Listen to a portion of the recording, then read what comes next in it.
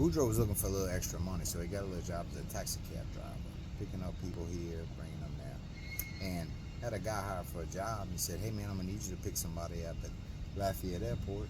I'm gonna need you to bring them down to New Orleans and drop them off for a business meeting." And he said, he's a architect and an oil tycoon from Texas, real big wig. Said guy's about 6'8", about 250 pounds, gonna be wearing a suit with a little pin tie. He said, okay. So sees a guy coming out the airport. He sees, oh, that's my guy, big old guy. He gets in, he says, how's it doing? He said, I'm doing real good. So they get on the road, they're moving, and they're riding by a building over there. Oil tycoon says, hey, what's that building over there? He said, oh, that's the Cajun Dome.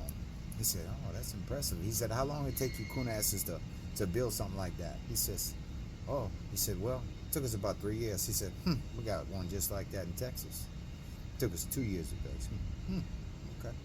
So they're crossing the Mississippi River, and he seen a big old building over there. He says, hey man, he said, what's that over there?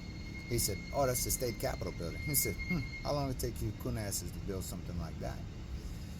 He said, that was a real nice building. They got a lot of laws in there. A lot of big things happened. He says, they had a governor got shot in that building. He said, it took us about 7 years to build that.